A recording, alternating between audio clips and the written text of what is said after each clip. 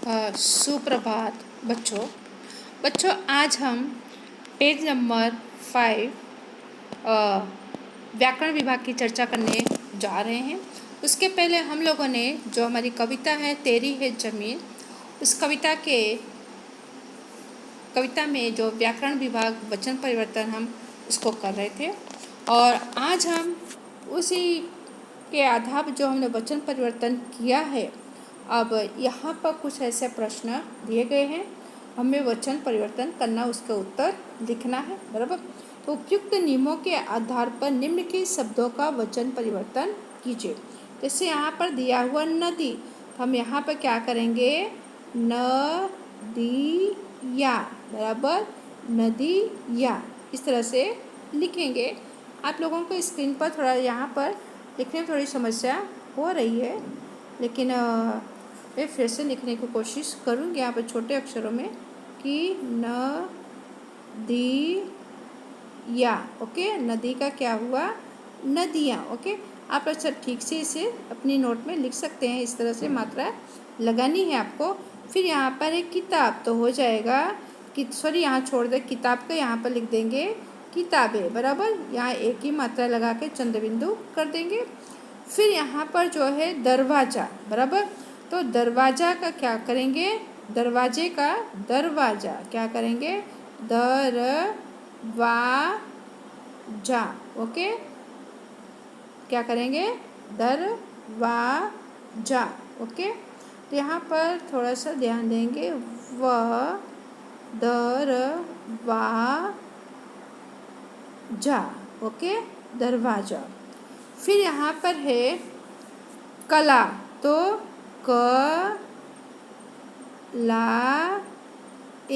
कला तो कलाएं, ओके, कला तो कलाएं, इस तरह से आप लिख सकते हैं, ओके। और फिर है कौवा, तो कौवे, बराबर। यहाँ पर तो यहाँ पर लिखने में थोड़ी समस्या हो रही है क्योंकि हाथ से लिखना थोड़ा मुश्किल है। कौवा तो कौवे, तो यहाँ पर है धातुएं, तो धातु, ये की मात्रा यहाँ निकल जाएगी। फिर यहाँ पर है सड़के, के की मात्रा निकल जाएगी, हो जाएगा सड़क, ओके। यहाँ पर है कुत्ता, तो हो जाएगा कुत्ते। इस तरह से हमने क्या किया है, वचन परिवर्तन किया, ओके। अब आगे यहाँ पर देखते हैं कि उपसर्ग लगाना है, क्या करना है, उपसर्ग हमें लगाना है। तो यहाँ पर दिया हुआ है, हम देखेंगे कि उपसर्ग, बराबर, कि शब्द के पहले जो शब्द होता है वो सार्थक शब्द होता है, बराबर। जिससे यहाँ पर आप देखेंगे येलो में जो गुण है वो सार्थक शब्द है, यहाँ पर योग है सार्थक शब्द है, और यहाँ पर देश है सार्थक शब्द है। लेकिन इसके बाद में, बराबर, सार्थक शब्द के पहले जब हम प्रत्यय लगा देते हैं तो क्या होता है, शब्द का अर्थ बदल जाता है। जैसे यहाँ पर है गुण, यहाँ पर निर्गुण, बराबर, निर्गुण यानी खराब गुण, ओके। दुर्गुण यानी खराब गुण, सगुण यानी अच्छे गुण, अवगुण, अव लगा दिया, उपसर्ग क्या लगा, अव, ओके, तो अच्छे गुण, ओके। उसी तरह यहाँ पर योग है, बराबर, जब उसके पहले क्या लगा देंगे, उपसर्ग लगाएंगे प्र, तो क्या हो गया, प्रयोग, योग। फिर स लगा दिए तो संयोग, फिर यहाँ पर योग के वी लगा दिया तो वियोग और उपयोग, बराबर। इस तरह से जब हम उपसर्ग पहले लगा देते हैं तो शब्द का अर्थ क्या होता है, परिवर्तन हो जाता है, ओके। जैसे यहाँ पर है देश, ओके, तब यहाँ पर उपसर्ग भी लगा दिए, देश के साथ में भी जोड़ दिया तो विदेश, और देश के साथ में यहाँ स्व जोड़ दिया तो स्वदेश, और देश के साथ में यहाँ उप जोड़ दिया तो उपदेश, और देश के साथ में यहाँ अनु जोड़ दिया तो अनुदेश, ओके। इस तरह से आपको अपने नोट में ये सब व्याकरण को लिखना है। तब यहाँ पर देखते हैं कि निर्देशित, बराबर, जो ऊपर निर्देश किया गया है, बराबर, गुण, योग और देश, शब्दों से पहले कुछ शब्दांश जोड़कर नए शब्द बनाए, बराबर। यहाँ पर हमने जोड़ देखा कि गुण और दोष, बराबर, क्या है, ये यहाँ पर देखें गुण है, ये गुण है, और यहाँ पर योग है और एक देश है। और इनके साथ क्या किया हमने, कुछ शब्द जोड़ करके नए शब्द यहाँ पर बनाए जो फ्लावर में यहाँ पर बना हुआ है। और वैसा ही आपको अपनी नोट में बना करके, चित्र बनाकर अपनी नोट में ऐसा ही लिखना है। बराबर। फिर यहाँ पर हम देखते हैं कि शब्दांश बराबर, शब्दांश बराबर, और नए शब्द यहाँ बन जाते हैं। जैसे यहाँ पर दिया हुआ दूर बराबर, तो और प्लस है गुण बराबर, और नया शब्द दूर के साथ प्लस गुण जोड़ दिया तो क्या बन गया, दुर्गुण बन गया। क्या बन गया, नया शब्द दुर्गुण बन गया। वैसे ही श प्लस गुण तो सगुण बन गया। ओके। वैसे यहाँ पर दूसरा देखेंगे, प्र प्लस योग तो प्रयोग बराबर। उसी तरह वी प्लस योग तो वियोग। फिर ग स्व प्लस देश तो स्वदेश। ओके। उप प्लस देश तो उपदेश। तो वैसे ही यहाँ पर देखेंगे शब्दांश, निर प्लस गुण तो निर, यहाँ जोड़ तो निर्गुण, अव प्लस गुण तो अवगुण। इस संधि जैसा ही है। सम प्लस योग तो संयोग। मतलब कि यहाँ म हलन है, म हलन है तो यहाँ पर अनुस्वर हो गया। ओके। फिर उप प्लस योग तो उपयोग, वी प्लस देश तो विदेश, अनु प्लस देश तो अनुदेश बराबर। ऐसे आपको अपनी कॉपी में लिखना है। बच्चों लापरवाही मत करना, क्योंकि इस तरह के प्रश्न एग्जाम में पूछे जाते हैं। ओके। यहाँ पर देखेंगे दूर, निर, स, अ, प्र, सम, वि, उप, स्व तथा अनु ऐसे शब्दांश जिनका प्रयोग स्वतंत्र रूप से नहीं किया जा सकता बराबर, कि उनको आज़ादी नहीं मिली है, इसके साथ उनको शब्द जोड़ना ही पड़ता है बराबर। ऐसे शब्दों के साथ क्या उपसर्ग शब्द जोड़ेंगे तभी शब्द बन पाएंगे। शब्द के प्रारंभ में जुड़ने से ये उनके अर्थ में परिवर्तन ला देते हैं तथा नए शब्द का निर्माण करते हैं बराबर। जैसे यहाँ पर उप प्लस देश तो ऐसा देश है, लेकिन यहाँ पर जब उप जोड़ दिया तो क्या हो गया, उपदेश देना है, यानी किसी को जानकारी देना, अच्छी बातें बताना, कहना। तो शब्द का अर्थ पूरा क्या हुआ, बदल गया। तो देखते हैं उपसर्ग वो शब्दांश से जो सार्थक शब्दों से पूर्व आने पहले जुड़ने पर अर्थ में क्या होता है, वो परिवर्तन ला देता है। ओके। अब यहाँ पर हम देखते हैं निम्नलिखित शब्दों को पढ़कर समझिए बराबर। जैसे यहाँ पर दिया हुआ है, क्या दिया हुआ है, उपसर्ग, अर्थ और उदाहरण बराबर। आ का मतलब हुआ छोटा है बराबर, कभी नहीं, निषेध यानी नहीं जैसा बराबर।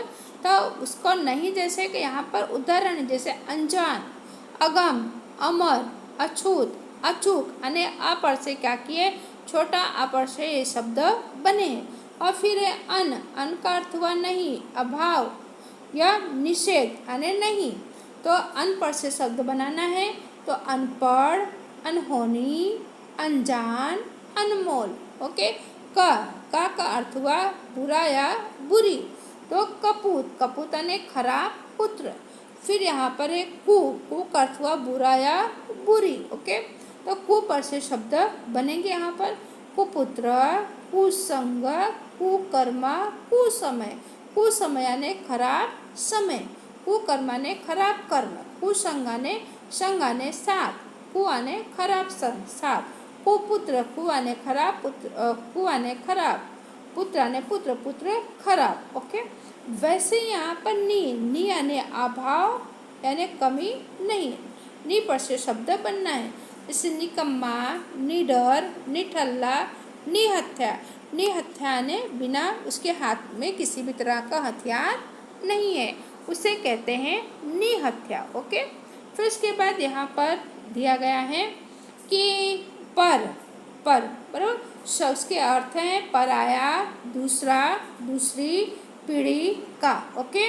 तो दूसरी पीढ़ी का, जैसे परदेश, परलोक, परदादा बराबर, पराने पराया, दूसरे के दादा, पर पोता, बराबर। અને पिता जो हैं उनके फादर, बराबर। जैसे आपके पिता हैं और आपके पिता के फादर, बराबर, तो उनके बच्चे आप क्या हुए, पोता हुए, ओके, पर पोता, ओके। उसी तरह से स सहित अच्छा, तो स का अच्छा हुआ, ओके।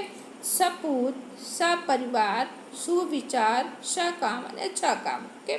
अध અને आधा, अध पका, अध मरा, अध जला, अध खिला। अध खिलाने, जिस तरह गुलाब का फूल होता है, क्या होता है, पूरी तरह से खिला नहीं होता, उसे कहते हैं अध खिला, अध जला। यानी कोई भी लकड़ी जब जलाते हैं पूरी तरह से नहीं जल पाती, थोड़ी रह जाती, उसे अध जला कहते हैं। अध मरा, अनेक आदमी जिस तरह किसी चीज़ को, किसी जीव जंतु को मारते हैं, लेकिन वो क्या होता है, छटपटाता है, बराबर, उसके प्राण भी निकले नहीं, उसे अधमरा कहते हैं। अध पका, बराबर, जिस तरह खाना होता है कि पूरी तरह से खाना पक पाया नहीं, आधा कच्चा आधा पक्का, उसे अध पका कहते हैं। अब यहाँ पर दिया हुआ है दूसरे कि जैसे यहाँ पर है कि दुआने बुरा, दुगना, दुखद, दुर्बल, दुस्वप्न, दुगना। बिना या निषेध, बिन बात, बिन ब्याह, बिन मांगे, बिन कहे। भर, पूरा या ठीक, बराबर। भर तो भरपेट, भरमार, भरपूर, भरचक। चौ અને चा, चौराहा, चौमासा, चौकोर, चौपाई। बच्चों ऐसे आपको एग्जाम में इस तरह से दिए जाएंगे, तो आपकी नी के आधार पर क्या दिया जाएगा, आपको उपसर्ग दिया जाएगा। ऐसे उपसर्ग आपको दिए रहेंगे और आपको क्या करना है, उसके शब्द बनाने रहेंगे, ओके। जैसे यहाँ पर हम देखते हैं बच्चों, यहाँ पर दिया हुआ है कि निम्नलिखित उपसर्ग के योग से 3-3 शब्द बनाइए, बराबर। जैसे च, बिन, पर, अन, अध, बराबर। तो आप उसमें से ढूंढ करके, जो भी हमने पढ़ा है उसी में से ढूंढ कर आपको बनाना है। इस प्रश्न के जो यहाँ पर हैं प्रश्न आपके, ये जो च, बिन, पर, अन, अध, बराबर, तो इसके उत्तर यहाँ पर दिया, च का यहाँ पर है, बिन का भी यहाँ पर है, बराबर। फिर उसके बाद है पर का भी यहाँ पर है, फिर उसके बाद है अन, बराबर, अन ये रहा यहाँ पर है, और फिर लास्ट में जो दिया हुआ है अध, बराबर, अध यानी ये रहा यहाँ पर, इसके उत्तर है, ओके, अध के यहाँ पर है। इस तरह से आप इसको ढूंढ करके लिख सकते हो, ओके। अब उसके बाद यहाँ पर हम देखते हैं कि जो अगला यहाँ पर दिया हुआ है, ओके। यहाँ पर है क्या है, चा, ओके, क्या है, हाँ, यहाँ पर है लड़ाई, लड़ाई, प्लस आई तो लड़ आई तो लड़ाई। आका तो का, ला पर से शब्द बनाना है। जैसे यहाँ पर है चाचा, बराबर, तो क्या होगा, चाची, ई बड़ी की, चाचा तो चाची। फिर यरा है तो उसका क्या होगा, चेरा। फिर है दयालु, दयालु। फिर वान, बराबर, बराबर, दयावान, ओके, इस तरह से। तो आगे यहाँ पर हम देखते हैं बच्चों कि थोड़ा सा ये रह गया है, ठीक है, इसको अब बाद में हम करेंगे, आने वाले समय में इसकी चर्चा करेंगे। आज इतना ही, हम 5 और 6 पेज की चर्चा कर रहे हैं व्याकरण के, और आप अपनी नोट पे से सुंदर अक्षरों में लिख डालिए। धन्यवाद।